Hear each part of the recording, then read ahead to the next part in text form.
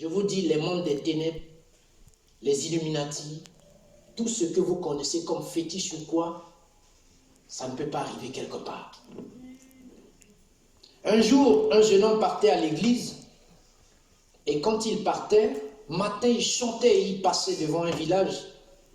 Il passait, l'église est dans le village. Il rentre et à l'entrée du village, il y a une cabane et il y a un papa qui est toujours là. Et le jeune homme là passe. Quand le jeune homme chante, le papa le voit. Le papa rentre, le jeune homme passe. Et un jour, le papa a résolu dans son cœur de créer un problème à l'église qui est de l'autre côté. Et le papa dit, bon, le jeune homme qui passe matin, je vais l'empoisonner. Et comme ça, je vais lui donner un médicament, il va boire, il va aller à l'église. Pendant qu'il est en train de danser à l'église, il va tomber pour mourir et on va accuser l'église. Et le jeune homme vient tout content. Bizarrement, ce jour aussi, ça fait quelques jours, il n'a pas mangé. Et puis il est passé, le papa l'a appelé. Mon fils, le petit est venu. Il dit, tu vas où? Tu vas à l'église? Ah, mais tu es tout le temps. Non, j'aime beaucoup le Seigneur. On dit, mon fils, il y a un petit déjeuner. Les pains, tout ça. Quand le petit a vu ça, ah non. Il a mis feu. Il a fini. Et quand il a fini, il est parti à l'église. Le papa est venu rester à côté. On a commencé comme on a démarré là, jusqu'à le culte est fini. Le papa n'a pas entendu des cris. Et puis il voyait le petit est reparti. Avec son chant encore, il passe devant la maison du vieux. Et quand quelqu'un te fait du bien, quand tu passes là, tu fais quoi? Tu regardes quand même là-bas, peut-être qu'il y a un deuxième tour. Donc le petit rentre à la maison, le papa a attendu. Il pensait que dans l'autre côté du village, on va annoncer, comment on appelle, un décès. Rien. Amen. Le dimanche qui a suivi, le petit revient encore fort fort avec son chant.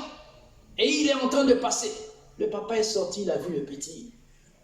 Il dit, mais attends, mon fils vient.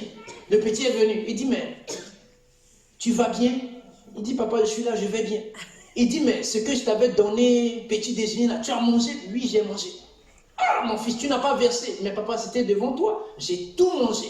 Et ce jour-là, ça m'a donné la foi de demander aux gens de l'église. J'ai beaucoup dansé à l'église. Amen. Ah bon? Tu as beaucoup dansé à l'église? Ah, mais c'est intéressant.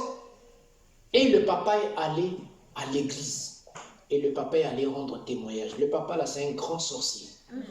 Tout le monde le connaissait au village. C'est un grand sorcier. Et il voulait accuser l'église parce que lui, il pensait qu'à cause de ce qu'il va faire, l'église va être fermée. Et la bonne nouvelle, il est venu à l'église après le petit et il a rendu témoignage, il a donné sa vie au Seigneur. Amen. Alléluia. J'ai tellement de témoignages dans ce sens pour dire, lorsque Jésus entre dans ta vie, lorsque Jésus entre dans ta maison, il parfait tout ce qui est imparfait dans ta maison. Amen. Il perfectionne tout ce qui ne fonctionne pas chez toi. Amen. Là où c'est mort, la résurrection va contaminer. C'est-à-dire, ça arrive là où il y a le désert, là où les choses ne bougent pas, ça commence à se normaliser. Amen. Vous savez pourquoi les gens n'aiment pas trop servir le Seigneur? Vous savez pourquoi? Non. Vous ne savez pas. Satan fait croire aux gens que quand vous servez le Seigneur, vous n'allez pas devenir quelqu'un. Vous n'allez pas avancer, vous n'allez pas grandir.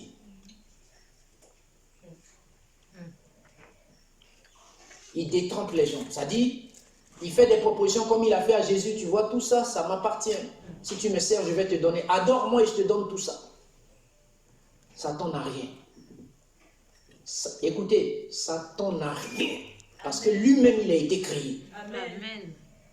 Il n'a rien créé. Il n'est maître de rien.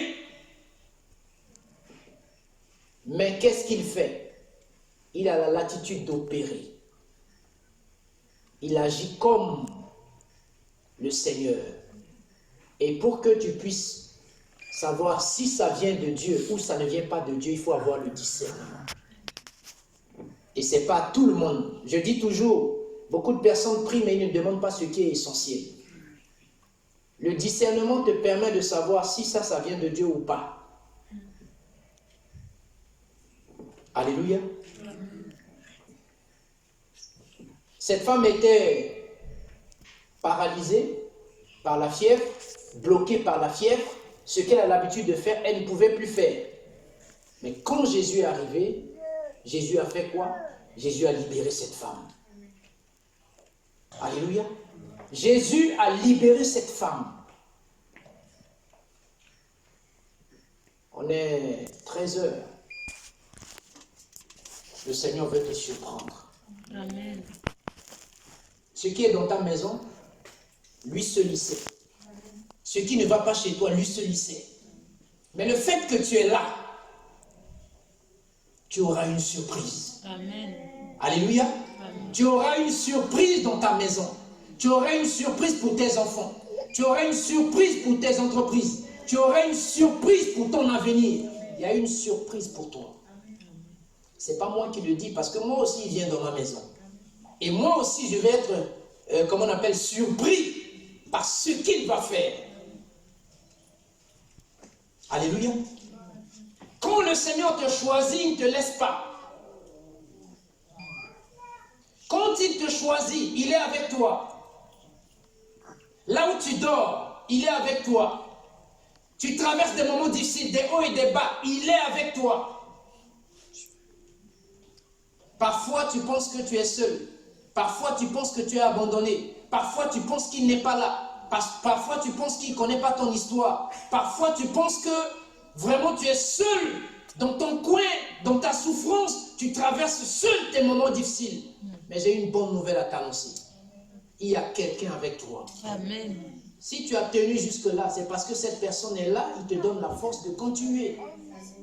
Un jour, il y a un homme qui a commencé, Seigneur, je t'aime, je fais tout, mais je ne te vois pas. Je ne te vois pas. Comment tu n'agis pas dans ma vie? Depuis, ma vie est pareille, des problèmes sur des problèmes. Pourquoi les choses ne bougent pas? Pourquoi les choses n'avancent pas? Je ne comprends pas. Le Seigneur dit, je suis avec toi. Il dit, non, non, non, Seigneur, je ne te vois pas. Le Seigneur dit, je suis avec toi. Je vous dis quelque chose. Vous savez, parfois, on traverse des moments difficiles. Mais dans les moments difficiles que nous sommes en train de traverser, on arrive à tenir. On arrive à tenir. Quelque chose nous dit, tiens bon. Quelque chose nous dit, continue. Quelque chose nous dit, ne baisse pas les bras. Mais quelqu'un te dit, ah non, ne te fatigue pas, ça là, c'est fini. C'est fini pour toi. Si le Seigneur n'a pas encore parlé, ce n'est pas encore fini pour toi. Amen. La seule personne qui a le pouvoir d'ôter la vie ou d'arrêter la vie de quelqu'un, c'est notre Seigneur Jésus. Amen.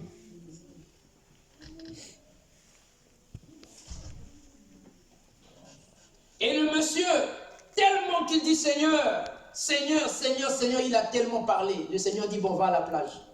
Vous savez, tout le monde a été à la plage. Et il est arrivé à la plage, il dit, marche. Il a commencé à marcher. Le Seigneur dit, marche. Il a commencé à marcher. Il dit, regarde. Quand le Seigneur marche, le jeune est en train de marcher, il voit des empreintes de pas sur le sol, sur le sable. Et puis il était content parce qu'il a vu qu'il ne voyait pas Dieu, mais il voyait les empreintes à terre. Et il marchait, il marchait, il marchait, il marchait. À un moment, il ne voit plus les empreintes. Il dit, mais Seigneur, tu as vu, je disais tout à l'heure que tu es venu juste un peu et puis tu es reparti. Le Seigneur dit, non, je suis toujours là.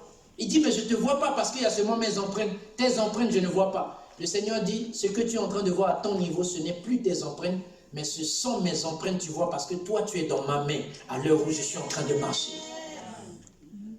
C'est ce qui explique ce qui nous arrive. À des moments, on ne comprend pas ce qui nous arrive. À des moments, on ne comprend pas ce qui arrive à nos familles. À des moments, on ne comprend pas ce qui arrive à nos enfants. À des moments, on ne comprend pas pourquoi est-ce qu'on n'arrive pas à joindre les deux bouts. Pourquoi les problèmes s'accentuent dans nos vies.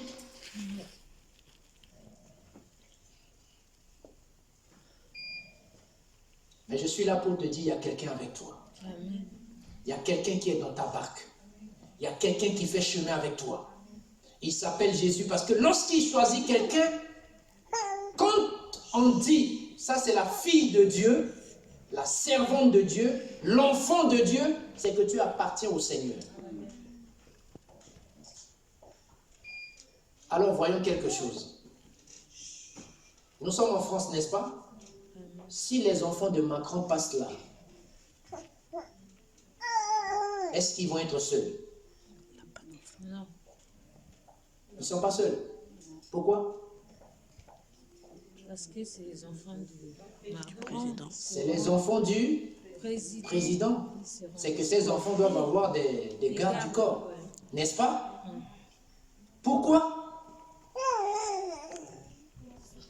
Pour les protéger. Pour assurer leur sécurité, pour les épauler, n'est-ce pas? Hein? Ça, c'est les enfants d'un chef d'État. Mais non. Imaginez-vous, le fils ou la fille du roi des rois. Vous savez, un enfant de Dieu est entouré des anges. Il y a des anges qui protègent les enfants de Dieu. Amen. Il y a des anges qui marchent. Quand tu marches, il y a des anges qui sont à côté de toi. Il y a des anges qui t'accompagnent. Il y a des anges qui t'assistent. Il y a des anges qui peuvent même te montrer le chemin à suivre. Mais généralement, nous les enfants de Dieu, on néglige beaucoup de choses. On est tellement dans notre coin, on marche misérablement, on pense qu'on est délaissé, on pense qu'on est abandonné, on pense que non. Donc retenez ceci, lorsque tu es choisi par le Seigneur, tu as un grand prix aux yeux de Dieu. J'ai écouté le témoignage d'une femme qui a fait 9 ans dans la sorcellerie et qui a rendu témoignage parce qu'elle s'est donnée au Seigneur. Elle a dit, si Dieu pouvait ouvrir les yeux des chrétiens à voir ce qu'ils représentent, la puissance qu'ils ont, ils ne vont pas jouer avec le Seigneur. Et je dis comment? Chez nous, on sait. En Centrafrique, quand on boit de l'alcool, et puis quand il y a une mouche qui tombe dedans, on dit quoi? Hein? Chance, non? Ça continue. Ah, t'as la sauce, non, batiga. N'est-ce pas? C'est que ça continue. N'est-ce pas? Mais regardez, les sorciers utilisent les mouches. Les mouches qui tombent dans l'alcool, que les gens boivent. Ça dit, ça devient, ils envoûtent l'alcool. Et quand tu bois, tu ne peux plus abandonner. Ça dit, tu vois que quand tu commences, parce qu'une fois que ça tombe, des fois même ils disent, ah mais ça c'est bon. Lui tout ça on était dedans. Mais aujourd'hui, le Seigneur m'a fait grâce de pouvoir comprendre. Donc, plus tu t'enfonces dedans, c'est fini. Or, c'est toute ta vie qui est dedans. On causait tout à l'heure, tu vois, on parlait un peu de combien quelqu'un peut mettre dans l'alcool et combien il peut mettre dans quelque chose qui peut être important pour lui. L'alcool, ça passe vite. 1 bouteille, 2 bouteilles, 3 bouteilles, 4 bouteilles, 5 bouteilles, 6 bouteilles, et puis 2 fois même. Et quand tu commences à boire même, à un moment là, tu regardes, tu n'as pas de lunettes, mais il y a lunettes déjà dans tes yeux. Tout devient noir, tout devient clair, tout devient... Et c'est des stratégies que Satan a. Il utilise ces stratégies pour faire quoi? Pour nuire à ta vie. Tu sais, quand tu es atteint, tes enfants sont atteints. S'ils te bloquent, c'est l'avenir de tes enfants, ils bloquent. Pour bloquer les enfants, on bloque la mère. Pour bloquer les enfants, on bloque le père. Parce qu'une fois que le père est coincé, la mère est coincée, les enfants vont être coincés. C'est pourquoi des fois dans une famille, vous allez voir toute une famille. Ça dit le malheur, ça dit les difficultés vont s'enchaîner jusqu'à un moment le salut vient. Ça dit Dieu enlève un pour pouvoir éclairer encore la famille et puis essayer de transformer la famille.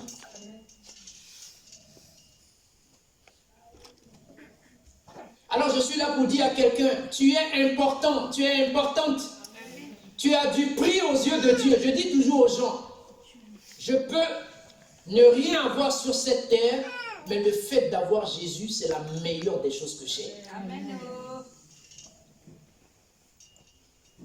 Quand le Seigneur a dit à son peuple d'aller, je vais vous amener là où couleront le lait et le miel, tout le monde savait que, tout le monde pensait qu'il y a le lait qui coule là-bas, il y a le miel qui coule là-bas. mais c'était un désert. Israël que vous voyez, tout le monde désire aller en Israël pour faire pèlerinage, mais c'est un désert. Quand vous voyez Palestine, parce que Palestine et Israël, c'est le même pays. Mais actuellement, si vous prenez la carte, vous prenez l'image de Palestine, vous prenez l'image d'Israël, vous allez voir la verdure de l'autre côté et vous allez voir le désert de l'autre côté. Pourquoi? Parce que c'est dans le sable,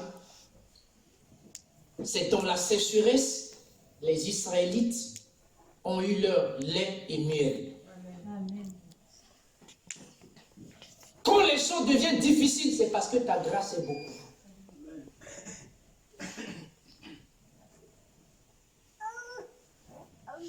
Quand tu vas à gauche, ça ne marche pas. Tu vas à droite, ça ne marche pas. Devant, ça ne marche pas. Derrière, ça ne marche pas. Assois-toi. Ne dis plus rien. Il faut t'asseoir. Change seulement ta manière de regarder. Regarde maintenant vers la croix du Seigneur. Amen. Il y a des gens qui vont te dire, si ça ne va pas chez toi, c'est que non, il y a eu quelque chose. Ici, la fièvre que la femme là a eue, parce qu'à l'époque, quand quelqu'un est frappé de la fièvre, on pensait que la personne a péché. On pensait que la personne a commis une faute. C'est à cause de ça la personne a été, comment on appelle, sanctionnée. Mais quand Jésus est arrivé, cette femme n'a pas été sanctionnée. Cette femme a été libérée. Alors ce matin, à 7 heures, bon, comprenez-moi, le Seigneur veut libérer quelqu'un au milieu de nous. Le Seigneur veut libérer quelqu'un au milieu de nous. Si tu penses que tu es là parce que tu veux être là, non, tu es là pas parce que tu veux être là, tu es là parce que le Seigneur veut que tu sois là. Amen. Parce qu'il a quelque chose à apporter dans ta vie. C'est pourquoi tu es là.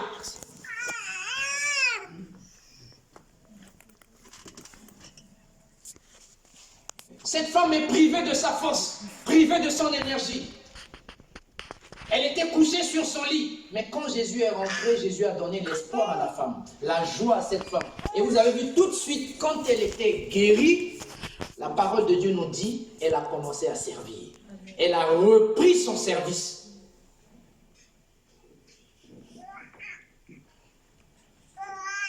Bien-aimé, je suis là pour te communiquer quelque chose. Je suis là pour te dire, tant que tu es en vie, l'espoir est de ton côté.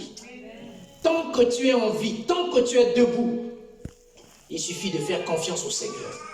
Il suffit de tourner tes yeux vers le Seigneur. Il suffit de garder la patience, de garder la foi. Et il suffit de chercher Dieu.